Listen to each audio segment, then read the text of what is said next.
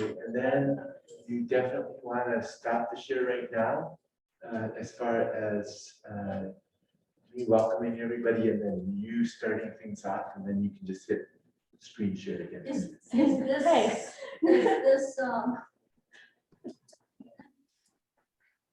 I know my cat's taken all the history that, you know, I'm but I didn't know dogs could do that too. Oh, hi, Becky. There's Nikki. Hello.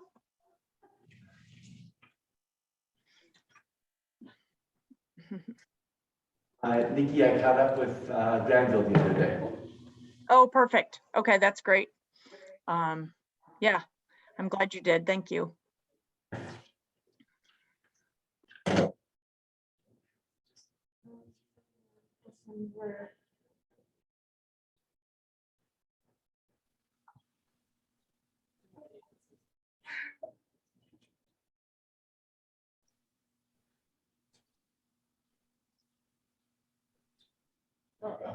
Oh, that.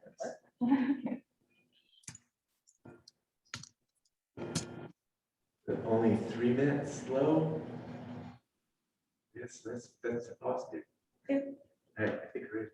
Oh, I should, yeah. Everybody else can come in, and I'm sure they'll mute. So I would just like to welcome everybody today to Leah Miller's, what I think is going to be a wonderful presentation. I especially like to welcome Mrs. Miller to our gathering. Thank you, Mrs. Miller, for the gift you've given us of your daughter coming to all of that and helping us to see things from her perspective and to provide all of the gifts that she does for us as well. Amen. And I can't be effusive enough that Leah is, in her own way, giving us all a special gift. So without further ado, because we're 4 minutes past the start time, I would just also like one last thing, and that's to welcome Professor Bird and Professor McGee, who are also on the committee. Please, Leah, it's all yours. Okay, so I'm gonna get started. Also, I am, well, camera's gone now. I am recording this, so if you're sensitive about having your video on, right now all of your videos are hidden, but just so you're aware of that, because I need this for my portfolio. Okay, so hello, I hope everyone had a good morning, and thank you for coming to watch me do something that has been 2 years in the making. My name is Leah Miller. I'm a senior history and writing double major and music minor here, and my title of my thesis is called The Energy of the Early American Executive as Told by Alexander Hamilton and Thomas Jefferson.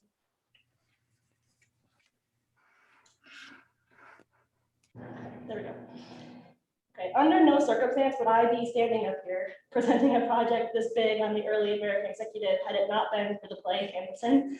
And not only does it feel like an injustice not to credit both my inspiration and motivation for my project, but it also leads nicely into the essence of my paper. So from one energetic creator to another, thank you, Lin-Manuel Miranda. So the reason why the play can get away with rapping about national banks is because of how well it humanizes the historical figures. It has always been a priority of mine in history to think of the figures as people, rather than out-of-reach entities living on through just the pages of textbooks. I ask myself a lot of questions, and I'm about to ask the same of you. Take a moment to reflect on how many different emotions you feel each day. How often in your life have you changed your opinion on something? Real people are contradicting.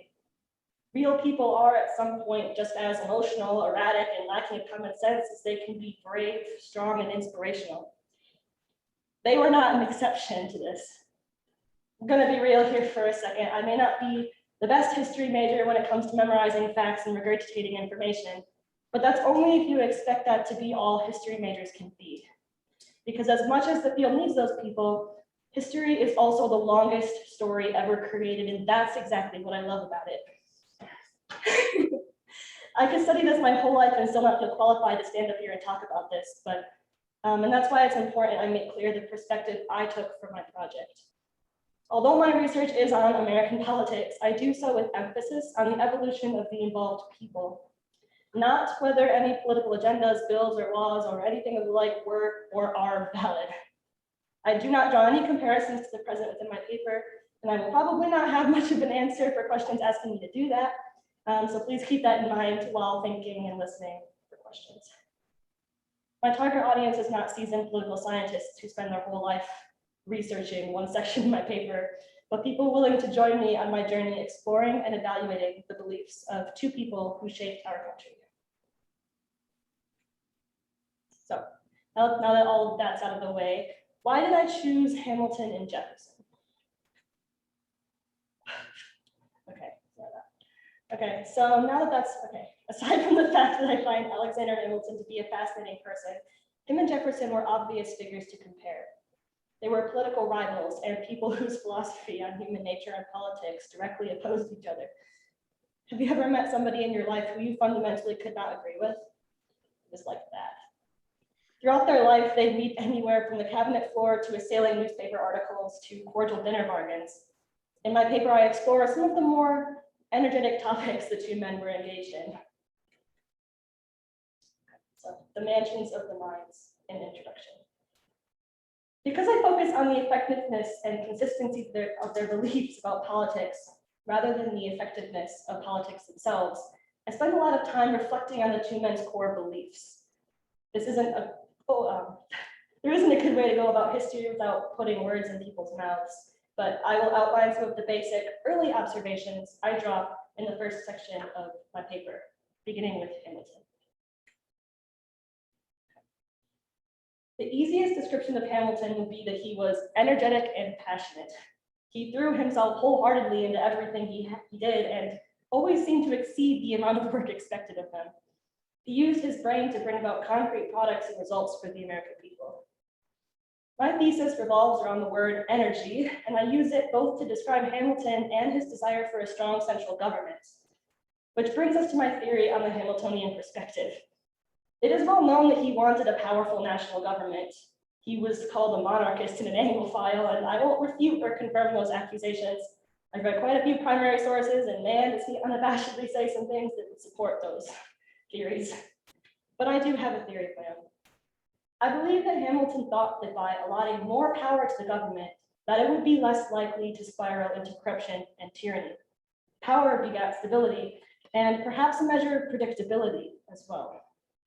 I've read plenty of primary and secondary sources discussing Hamilton's relationship with power, but none yet that say it is power itself that can deny corruption. I will keep returning to this theory throughout my presentation. I have grown to think that if Hamilton's philosophy was rooted in harsh pragmatism, then Jefferson's philosophy always seemed to lift into the air with idealism. At least he would have liked to continue prioritizing his ideals and conceptualizations in monarchy versus icy political jargon, just as he would have rather lived a quiet life in Monticello. He is known as an Enlightenment philosopher and scientist, having made a personal study of many nature-based practices. In his political life, he would fight for maintaining Republican principles and push back against anything that went beyond what those allowed. I don't have any new theory on the Jeffersonian perspective, and between the two men, I have a harder time understanding Jefferson. However, he is a good example to use when discussing the complexities of human nature. Many people I talk to have a preset view of the most popular founding fathers. George Washington was a hero. Jefferson was a great Enlightenment philosopher, or honestly, even just the guy who wrote the Declaration of Independence. Either way, unless they looked into him a bit, the conversation usually ends there.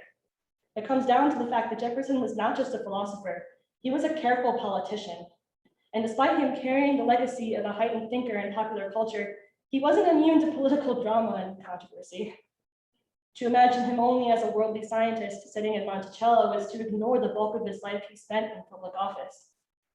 The different sides of Jefferson cannot be evaluated separately, as a person's private and public experiences all work in tandem together. Now that we've established a beginning understanding of Hamilton and Jefferson's base beliefs, Let's move on to the first main section of my paper, Hamilton's The Continentalist. Going into this project, I knew that I wanted to tell the story as much through primary sources as I could.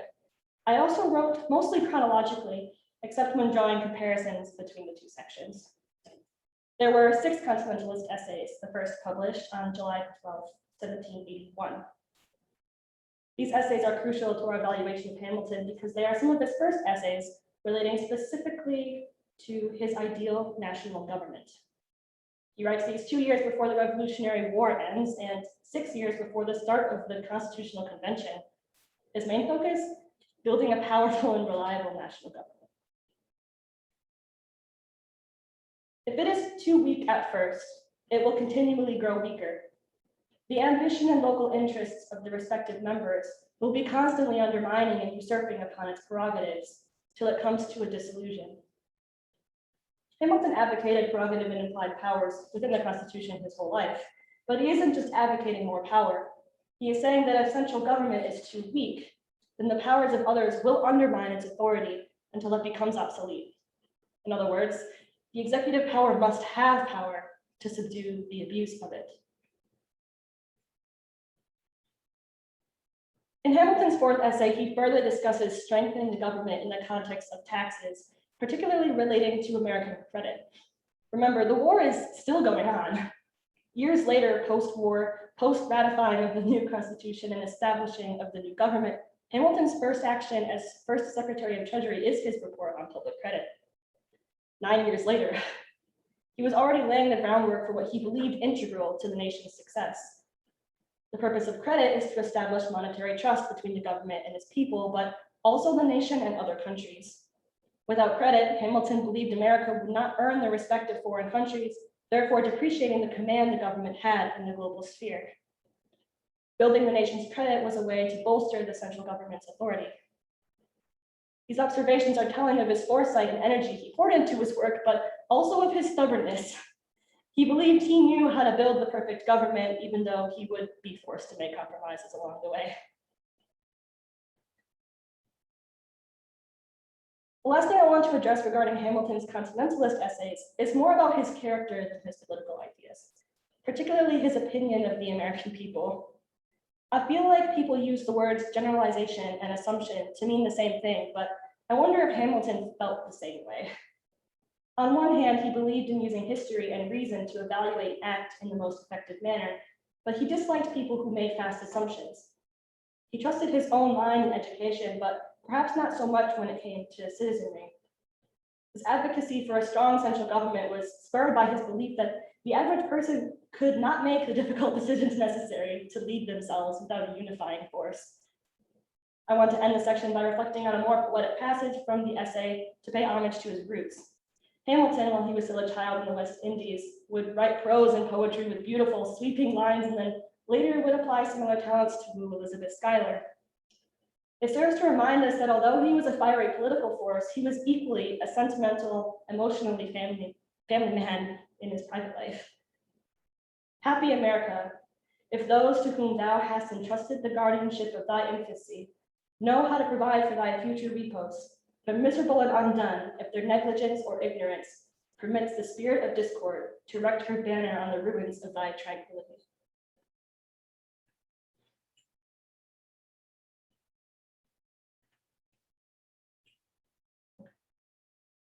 We gotta pause for a second because something's being goofy.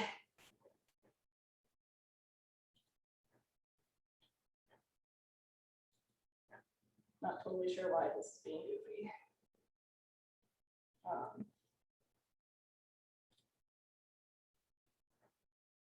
He's starting to work.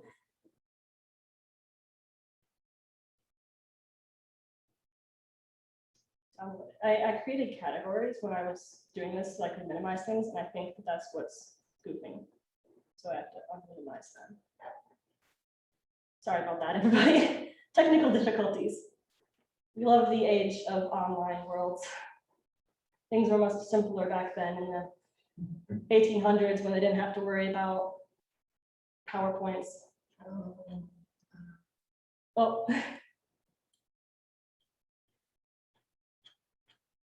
that what's goofy? If it's not what's goofy, then I'm not sure how to fix it.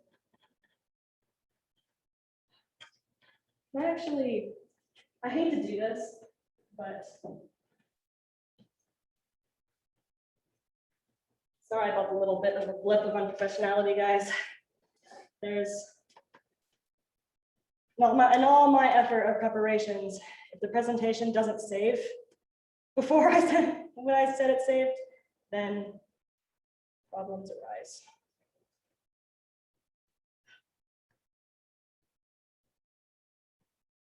Hate when I save documents and it doesn't save.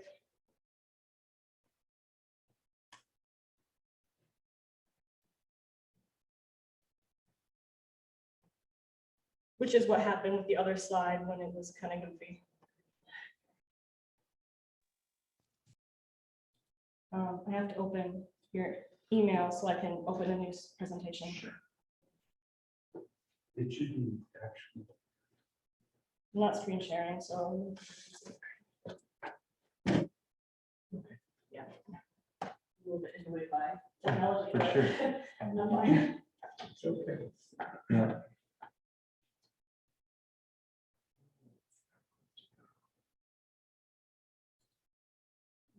Just sent it to you.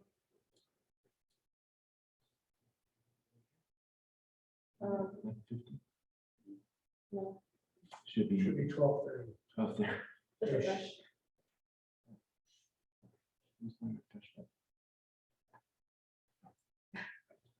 Man, I can't wait until technology. We're not gonna ever get away from technology, but maybe. Yeah, I swear. I swear. Oh, here. Okay. I swear to gosh. Technology will be the thing. I could try that. Everyone's having a great afternoon. His computer.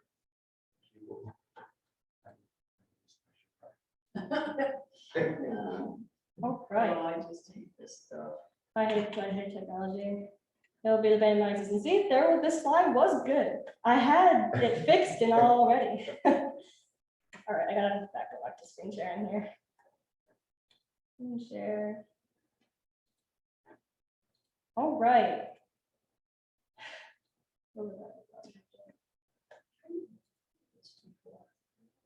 Okay.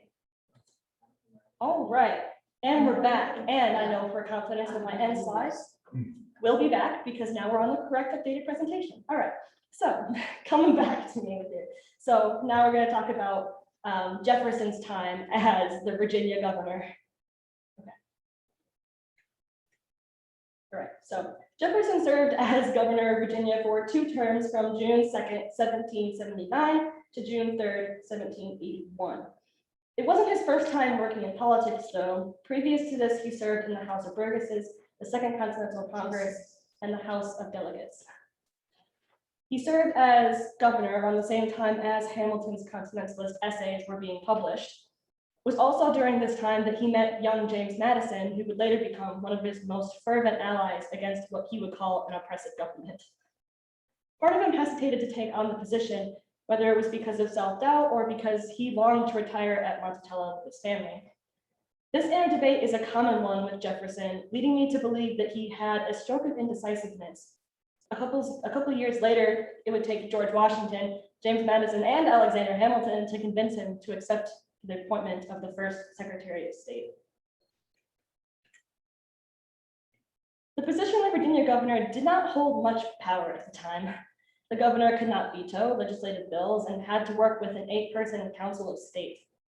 The governor was, however, allowed to request emergency powers. He inherited the position not just in the midst of wartime, but during British attacks on Virginia itself. With the country being disjointed and Congress's tendency not to send help when it was needed, he was largely on his own.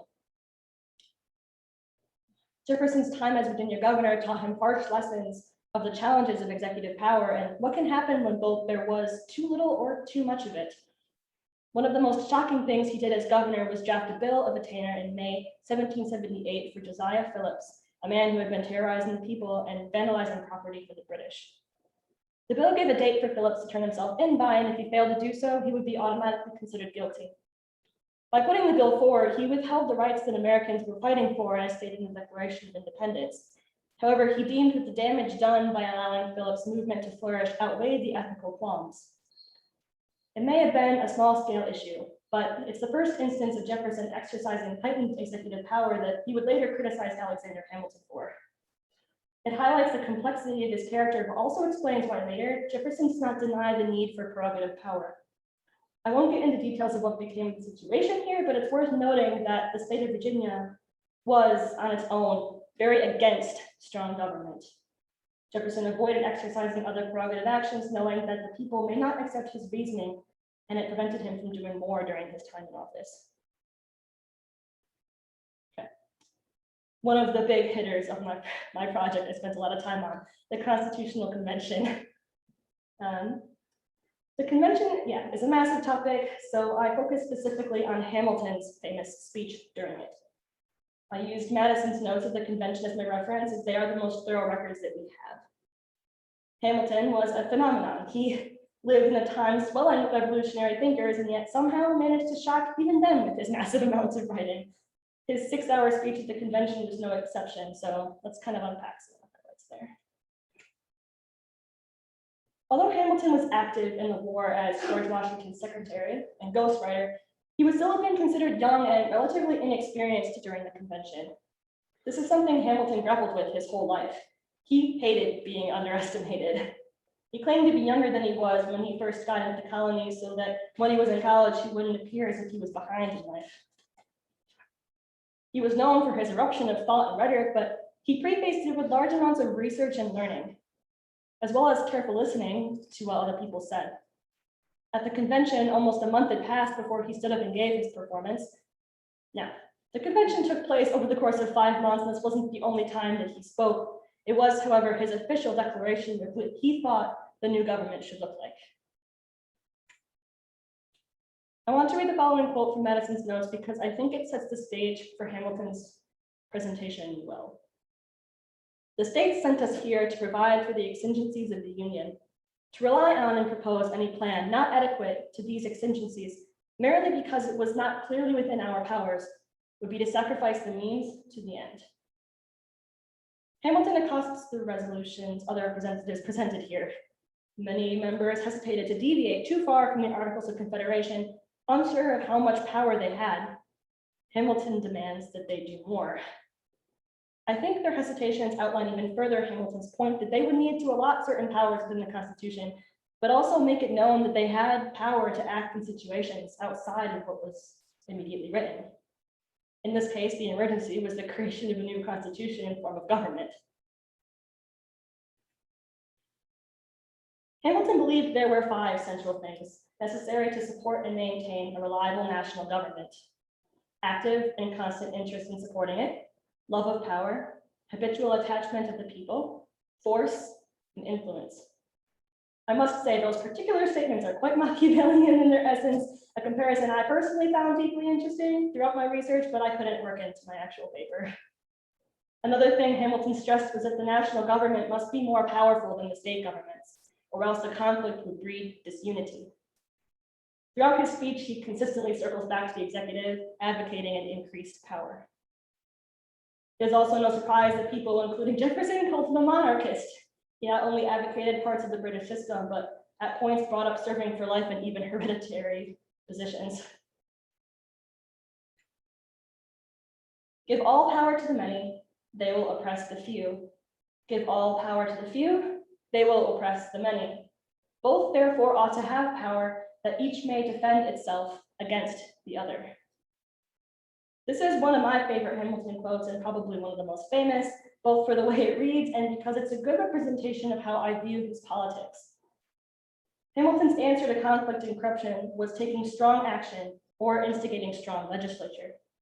That being said, he was advocating the idea of checks and balances within the government, something that would become an integral part of the final product. I don't decide whether or not he was a monarchist within my paper because I don't think that perspective is important.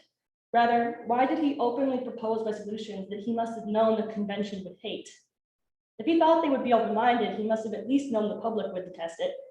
He was an intelligent man and one who thought a lot about public opinion. Well, this is what I think. The convention was shying away from giving any power to the executive, of which Hamilton fundamentally disagreed. By bringing to the table ideas so far the opposite, it would shock people into seeing what could be possible. The end product was a constitution landed between the two extremes. Perhaps I'm giving Hamilton a bit too much credit, and he really was just an advocate of authoritative rule, but I think he was both woefully misunderstood in his time as well as since. I am personally an incredibly passionate and curious person, and thinking about the number of times I've been misunderstood whilst exploring other points of views is staggering. It makes me wonder if he dealt with the same thing. I go into detail about more examples within his speech in my paper, but the last thing I want to talk about in this presentation is that it was almost like he was setting the stage to go to war with Jefferson once he got back from France.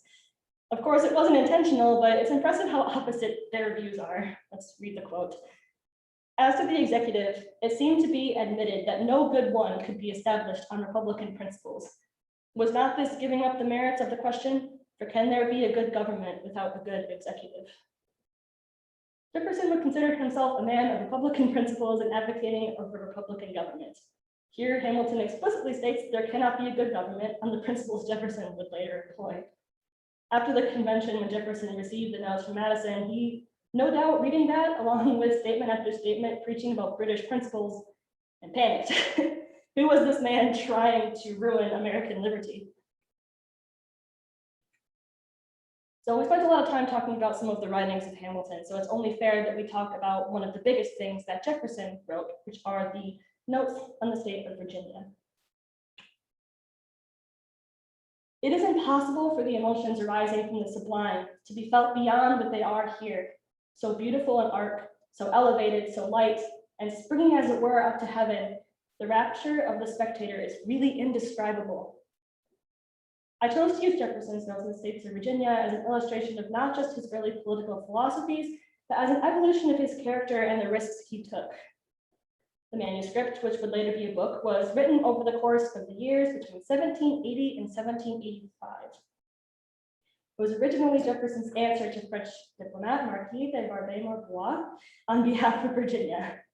They sent a request to every state to learn about the country and how they might better serve the budding nation. However, Jefferson's response went far beyond the responses most of the other ones combined. I included the quote here to illustrate the love for his state Jefferson conveys in the notes. He's talking about a land bridge, which you can see in the photo here. Much like Hamilton, Jefferson had moments of soft poetic nuances. Some people theorize that his emotional language was his outlet for the torments happening in his personal life, particularly regarding his wife falling gravely ill after childbirth.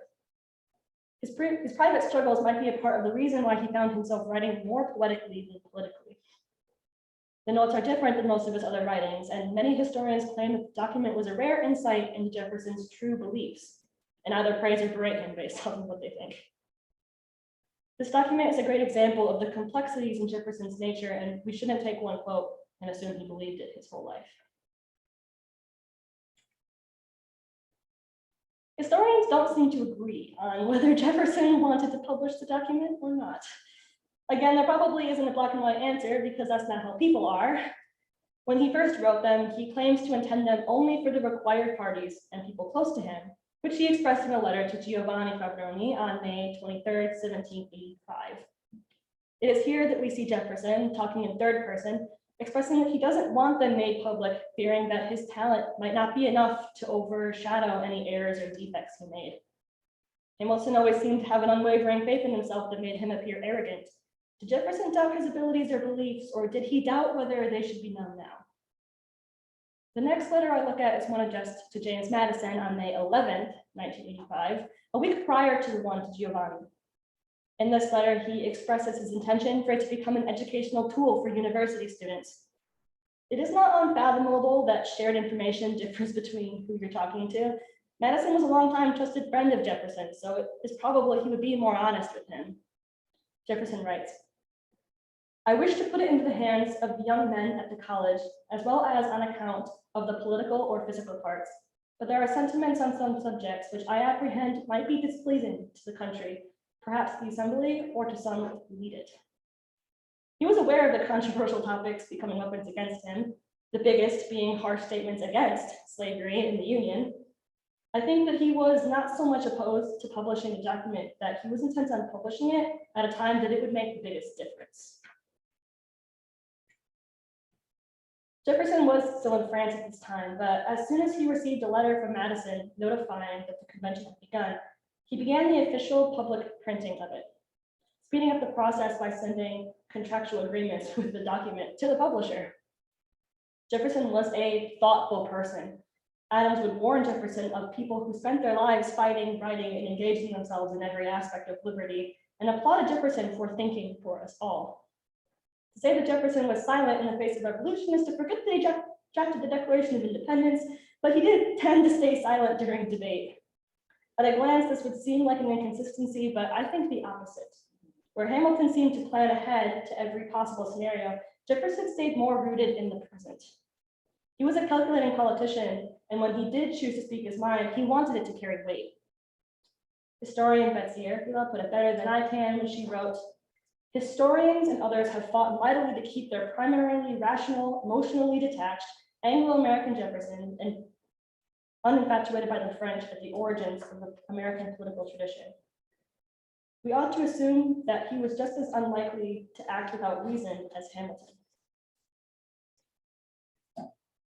Okay, this is the section I spent the most time researching and trying to wrap my head around, and that is Hamilton's The Federalist Papers. I need to drink water before this one.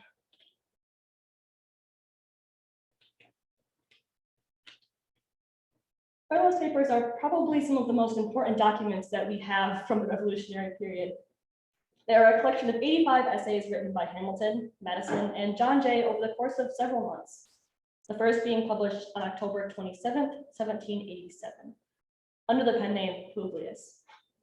Hamilton wrote 51 of the essays and was in charge of all of the ones regarding the executive department, which are the ones that I focused on.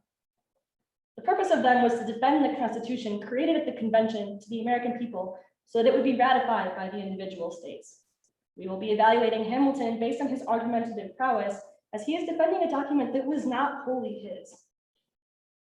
Nonetheless, many of his arguments still follow the same lines as they did in his previous works, even if the content itself did not lend to the government as much power as he would have liked.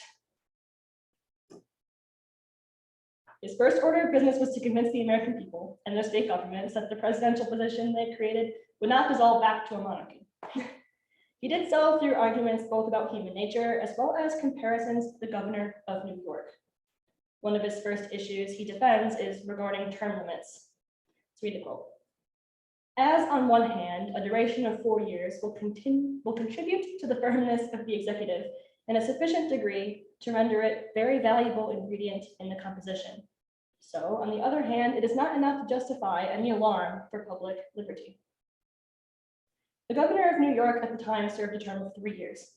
His main argument hinged on the nature of corruption and the intentions of the executive. He argued that corruption takes time to take hold of the country, and since the president is elected by the people, then the purity of the voters would prevent corruption in office. There are some obvious logical flaws here, such as what happens when the people are corrupt. However, if we think of his audience, he was talking to the people. He was by no means afraid to dish out hard realities, but he wouldn't want to do so in a way that would make them averse to the character Publius. He placed a dash of faith onto the people in the hopes that they would take the bait and place some hope on the Constitution in return. Jefferson, on the other hand, had little to no faith in the citizens for this matter, believing that the magistrate should not have the option to be reelected within the Constitution. Post-constitutional convention Jefferson believed that it would dissolve back to a monarchy or will breed a government based in affairs such as bribery, force, and foreign influence. Now it's time to get into the checks of the convention that they put in place on the executive to prevent abusive rule relating to veto power, making treaties, and appointing temporary positions. All three are things that the president oversaw, but none were without limitations. The presidential veto can be overturned by 2/3 of the legislative body. It was not an absolute negative, as many assumed it would be, but rather a means of adding a layer of protection against abuse, both in the executive and legislative bodies. Jefferson expressed his approval of the veto to James Madison, in a letter addressed on December 20th, 1787. Similarly, the executive has the power to make treaties with the consent of the Senate by a 2/3 present vote. By allotting power to both systems, they provide a mutual check on each other against abuse. On the contrary, Hamilton's base argument for the executive power of appointing temporary positions is on the ground of the prerogative as a means to save time in fast-moving scenarios. He continues to lean on the idea that the corruption in human nature will be deterred from the checks placed within the governmental system. The following quote is just one that he used to assure the citizens.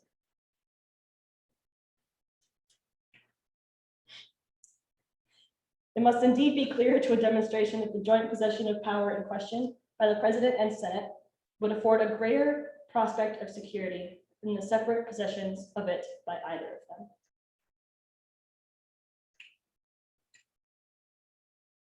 The last major section I want to talk about regarding the Federalist Papers is the energy of the executive in its entirety.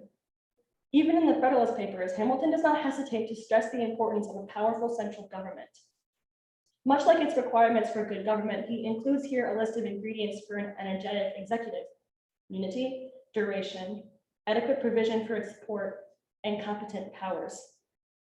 As we've discussed before, and I will discuss in the next section in greater detail, Hamilton was an advocate of prerogative power, as well as implied powers in the Constitution.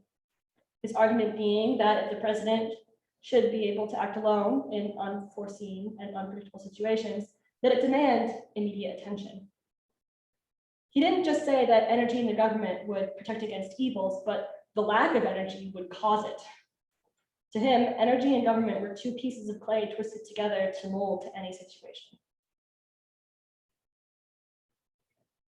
The idea of a presidential prerogative is something I have brought up over and over again throughout this presentation, so I decided to provide a summary of the two men's relationship with such powers. Prerogative powers themselves are powers given to the executive to allow them to take immediate action during extenuating circumstances. Although both men openly agreed in the inevitable necessity of such powers, they disagreed on how concrete it should be. Hamilton was what we would call a loose constructionist today. In other words, someone who believed that the Constitution was up for interpretation, and therefore was inlaid with a series of implied powers. Implied powers and presidential prerogative are not quite the same thing, but they do exude similar Constitution-bending attitudes towards each other. Whether the president had such powers or not was not the controversial part. Rather, it was the constitutionality of it that was debated. I no longer have to explain that Hamilton wanted to allot power to the executive. In this case, that meant that he thought the Constitution should include a section explicitly allowing for emergency action.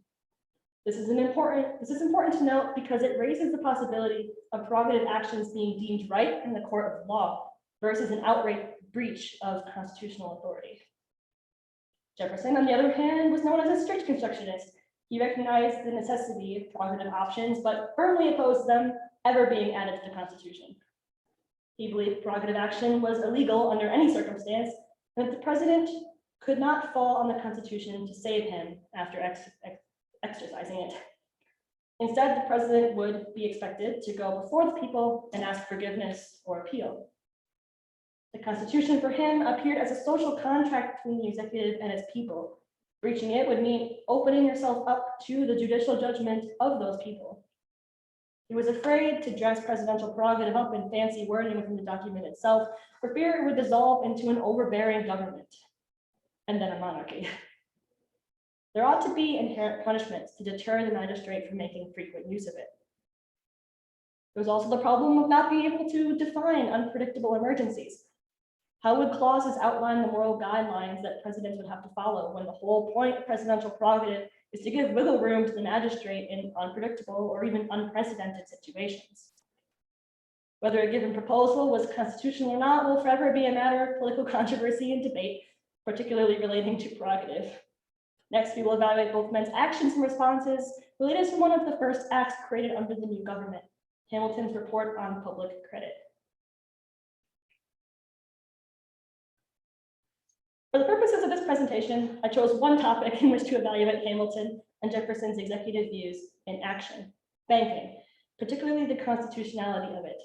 My paper will go into much more detail than I will here, but since my project is top heavy and because I'm running low on time here, I narrowed it considerably.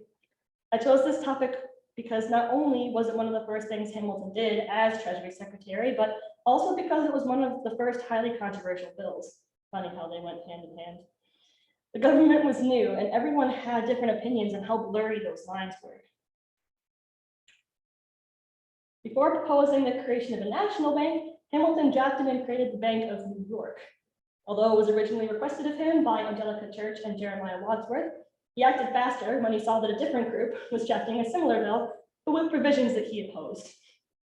The rival bill would have established 2/3 of its capital in land security, with only 1/3 in cash. Understanding the economics of it was a beast on its own that I'm not equipped for, but putting a proposal in motion simply to counteract someone else's is probably the most Hamilton-like thing I could have imagined him doing. Hamilton's banking theories revolved around credit, something we can recall him talking about 9 years prior in his Continentalist essays. I imagine it would be harder to organize land-based credit versus that based in cash. Hamilton would be named the first director of the Bank of New York, but it would take 7 years for it to incorporate into the state due to the inherent suspicion of banks by the people. If credit was a means of building trust between people, then the bank had some ethical credit to build. Nonetheless, the bank took off and would serve as a representation of the possibilities of bouncing back from war. Around 6 years after the founding of the Bank of New York, Hamilton finds himself proposing a plan to establish a national bank. Banks seemed to be something that Hamilton and Jefferson could have agreed on, but their core beliefs in loose versus strict constructionism got in the way. Hamilton was often the case, found support in Northerners and opposition in the South. In an effort to gather opinions, George Washington reached out to Jefferson on the issue of constitutionality. He responded with an itemized list of problems with the bill, one being that since the Constitution does not allow the creation of new corporations in the government, then under Article 12, the responsibility would fall onto the state governments. He spends much of the document discussing his fears that allowing implied powers to flourish degrades the authority of enumerated powers and will eventually blur lines to such to become obsolete, leaving the corrupt authoritative government in its wake. Let's read a section from one of his paragraphs. It is an established rule of construction where a phrase will bear either of two meanings, to give it that which will allow some meaning to the other parts of the instrument, and not that which would render all of the others useless. It was intended to lace them up straightly within the enumerated powers, and those without which as means, these powers could not be carried into effect. It is known that the very power now proposed as a means was rejected as an end by the convention which formed the Constitution. Whereas Hamilton saw the allotment of power as a preventative measure, Jefferson thought that power could only be regulated through strict upheld limitations. Where Hamilton believed in both implied and enumerated powers, Jefferson believed only in those enumerated powers and the recognition that exercising of the prerogative may be necessary at times.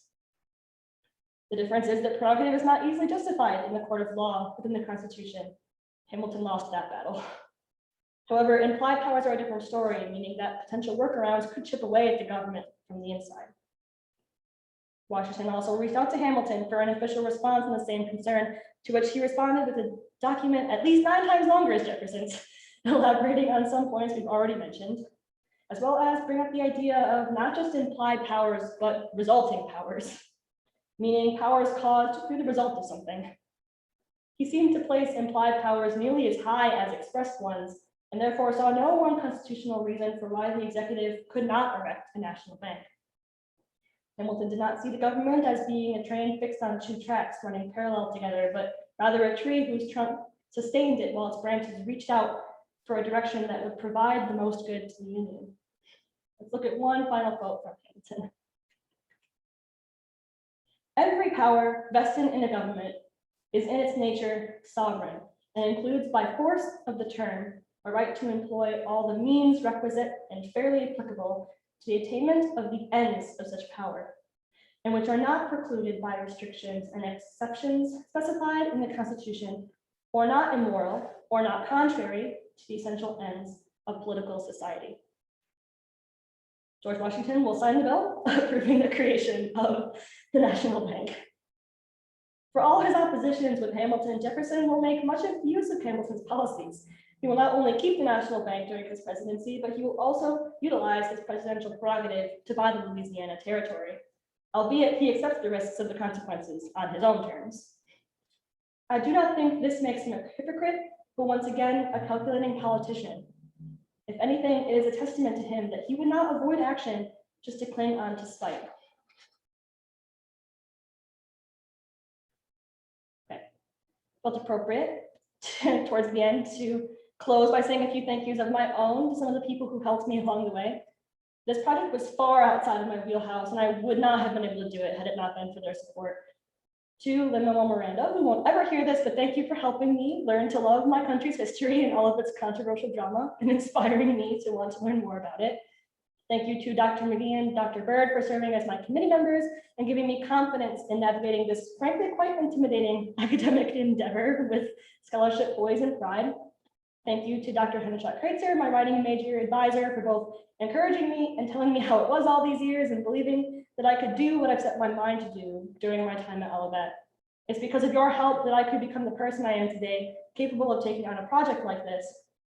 Thank you to my parents for encouraging me in my research and listening to me babble about history, even though I wasn't making sense. And last but not least, thank you to Dr. Corpola for serving as my advisor. And also being as my guide through American history, especially as it relates to political science. I don't think my paper would have been as connected and organized without your occasional nudge in the right direction. I went into this topic pretty much blind and clueless 2 years ago, and you helped me make sifting through the massive amounts of writing more manageable. History is the longest story ever created, and I've done this research just to see black and white fragments of what might have been going on in their heads at the time. We have no control who lives, who dies, or who tells our story, and yet we continue on like they did, hoping someone will come along and remember them as people, and not just for political convenience.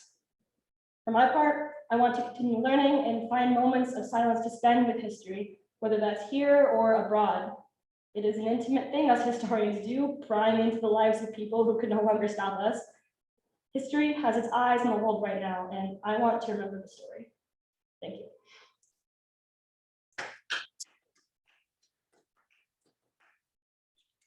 Well, if anybody has any questions for our budding politician, historian here, please go ahead and share those. First of all, I am impressed to pieces that you dove into 18th century verbiage. I would think the average college student, even the average history major, would run screaming out of the room and down the road. I did that a rather few than times. chase that verbiage. So I'm impressed that you took it on. You said about how you're interested in them as people. So I don't know what's in your paper, but did you talk about how their backgrounds might have made each one of them have the opinions that they do? Because they are so different, and their childhoods could not have been more different. Yeah, for sure. I definitely go into more detail, especially in the beginning of my paper. The background of Jefferson is something that I am adding to it from the part of the paper that I wrote last semester, because I think him growing up on a plantation is quite significantly different than Hamilton growing up poor and losing his entire family. Yeah. But Jefferson also had struggles happening during his childhood and struggled back and forth between whether or not he wanted to be a politician or a scientist or whatever. So I definitely go into more detail in my paper about their backgrounds, because I agree, very important to their approach on life. And because I kept waiting for the loose versus strict instructionist, so I was glad that certainly became a part of it. There's one more thing. I'll come back to it. Okay. Oh, just very basic. Did you like them when you got done doing all that research? Did you like one more than the other? Did you dislike one of them more than the other? I definitely identify more with Hamilton, and I definitely liked him more going into it. I learned to respect and like Jefferson throughout it. I avoided it. I was especially at the beginning of this semester, I'm like, well, I really have to research him more because I need to understand him as well as I understand Hamilton right now. And like I kind of said in my presentation, I have a lot harder time understanding and getting in Jefferson's mind as I do Hamilton's. Hamilton was really consistent with like everything he did. Jefferson was not, but it's not that he wasn't necessarily inconsistent as it was he changed his perspective based on who he was talking to, which is what everyone does. I think I still prefer Hamilton over Jefferson, but I have a lot more respect for Jefferson now than I did when I was originally going into this project.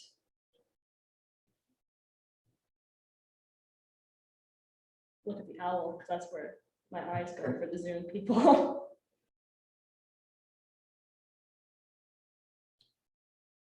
Professor McGee or Professor Bird, do you have a question? Yeah, this was very impressive, Leah. So first, I'd like to congratulate you on that really good presentation and PowerPoint. Some of us who have been doing this for a long time still aren't very good at PowerPoint. So excellent work. You know, what you just said about Jefferson is always tremendously interesting to me. My third child, his middle name is Jefferson, named after Jefferson. Maxwell Jefferson is his name. And, you know, and Jefferson has all these pussy warts, as I call them, in his history.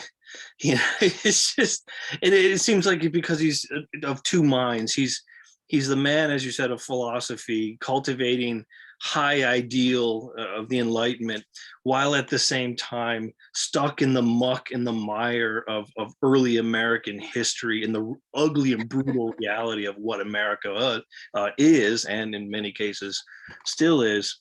But you had mentioned at the very beginning the difference between Jefferson and Hamilton. Hamilton being more of a pragmatist, and Jefferson maybe being more of an idealist, and one's you know, a loose constructionist, the other one's a strict constructionist. And to me, that seems to go back to what their concept of human nature is. And you mentioned human nature. So my question would be, how do you characterize, or how would you characterize these two men's perspective on human nature? Because it seems to be, just to lead you into a good answer, it seems to be that they are constructing their worldviews based on their conception of human nature, and thus what you need out of government is based on how they construct human nature. Yeah, throughout like my research the past like time that I've been doing this, 1.5 to 2 years, I have gone back and forth about whether or not one or the other believed in people more or the other. Because like for a long time I thought Hamilton was weirdly optimistic about it, but then I was like, no, he's not optimistic about it, he's just catering to his audience. And then I was like, oh, Jefferson isn't optimistic at all. And then I'm like, oh, but then he'll say something over here about like trusting the people. I think in general though, like how I would kind of categorize their ideas of human nature is how much trust they put in the people. I think in general, Hamilton trusted the people less. He thought we needed a strong government to hold everything together.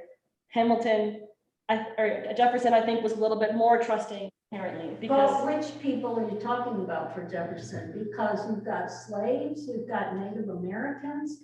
I mean, he had like categories of people. let's say voting citizens. Okay. Let's say voting citizens for this one. I think that's the fairest answer for both of them. The citizens who would be reading the newspapers on the streets of New York and Virginia. Let's go with those people. I think Jefferson had a little bit more faith because he believed in the rigidity of the Constitution. And he believed that if they followed this, then surely it could not fall apart. And so I think like in terms of they both believed in structure, but they both believed in it a little bit different way. And in terms of human nature, to me, when during this research, it always went back to how much they trusted the people. There's obviously a lot more to unpack about human nature. I know because I'm going to be writing a paper for your class about human nature and Jefferson, but I haven't gotten there yet because I've been doing this. So it's a different paper. But I guess that's kind of like the loose opinion of where I've kind of come to understand so far with them. That's how I approach human nature with them for this paper. Yeah. I wonder if you think there's room for a slightly more, I'll say, cynical view of power and the power vested in government versus the power vested in those with wealth, and the power that comes from that, and as opposed to the people, as in the voters. And do you see or perceive any tension between this idea of a powerful central government versus the power in the economy of wealth and those who control or leverage that? Yeah. more effectively? I think Hamilton believed in the power of the government, and Jefferson believed in the power of the people within the government, I think is how I would put between that. Certainly there were discrepancies between Hamilton and Jefferson in terms of like economy. Hamilton being from the New England colonies, believing more in manufacturing, believing more in industry, and Jefferson being from the South, growing up and managing his own plantation, believing more in agriculture. And so certainly in my research, I've noticed that there's been economic discrepancies. There already in the time period, the people who had a say would have been the people who had land, or the people who had money, the voting white men of the country. So already the people who are running the government are going to be those people. But also, I guess it depends how you identify wealth, because a lot of the early founding fathers were bankrupt because they weren't getting paid by the government at all for anything that they were doing, or very little, or they weren't making salaries. Hamilton and Jefferson, I believe, he would go home in integrals. Jefferson would to his plantation because his plantation was running under. Hamilton would quit politics every once in a while this is what I'm talking about earlier. I see a comment, my brain completely. Thank you for coming. Thank you for coming to the presentation. It means a lot. Yeah, attention span, bad. It's okay. Hamilton would go away and practice his legal practice for a little bit, just to make money, just to support himself and his massive family, because the government paid nothing to them.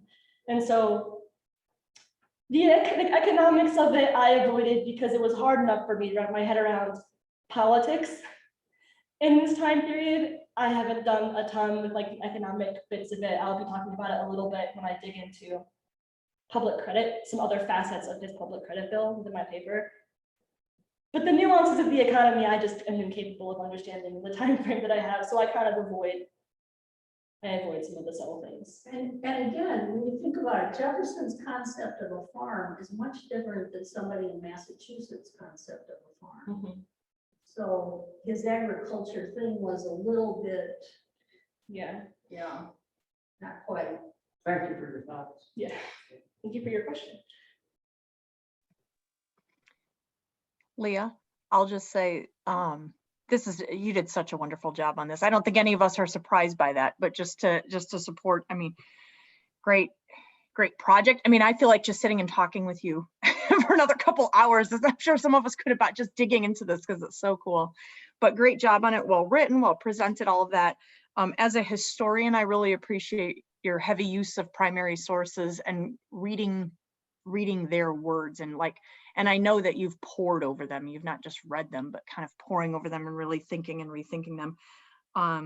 And also kind of how you've seen people change over time. I think that's a concept we talk about in history, but it's so hard to get people to realize that we're not just static beings or static countries or static, relationships. And so I think you've done a great job of that. I know we're about at time. But if I was to ask a question, I think it'd be really cool to hear like what you think most strongly influenced each of the men's change over time kind of the most. And so maybe that's something, Leah, you and I can, in one of our discussions in another class, we can stay after and chat, because I'd love to hear some of your ideas on it. But really, really great job. Thank you. I'm okay answering questions for longer because I have nothing until 3 something. I just know that there are some people who have to step away. So I set that as my time. I do, and I apologize. I do have a 1:15 that I had pushed from a 1, so I do need to leave pretty quickly, but that's where sometime I would love to hear more from you. So I apologize for cutting out, but great job, Leah. Thank you for coming. And thank you for being on my Oh, I'm honored to. Thank you. Bye. Leah, this is C Noise. I just wanted to say thank you on behalf of the department. I very much enjoyed listening to your lecture. And I'm very impressed with what you put together, and my thanks to the faculty who assisted you. I realize that you're one of Kirk Hendershot-Kretzer's students primarily, but you're doing great honor to the social sciences department. So I'm like Dr. McGee, I've got a boogie, but thank you very much for doing this. I really appreciate that. Take care. Thank you, And Nina. one thing there, Leo, real quick. I really like that last picture that you have with the outside of Hamilton. That's the same smile I saw over and over and over again in Florence, and with anything having to do with the Medici. So beautiful, beautiful. I love that kind of excitement for this work. It's great. Yeah, I was really happy I could have the opportunity to see it live. It wasn't the original cast, but that doesn't matter to me. I thought it would be a fitting end. It comes full circle. It is because of that play that I did this, because as a freshman, there was not a single thing in history I hated more than American history. You were part of the reason why I stopped hating it too, in US History 1 and 2, Nancy. But as freshman me wanted nothing to do with that. I was actually really upset I had to take US History 1 as a freshman because I wanted to learn about other things. And it was an evolution. It's a good representation of the evolution of me doing my presentation on American politics and enjoying it. I enjoyed it. I enjoyed researching it. I wanted to bash my head against the wall trying to understand what they were writing most of the time, but I enjoyed it. I learned to like it. You were a big reason why I started to like American history too. Thank you. And I mean that.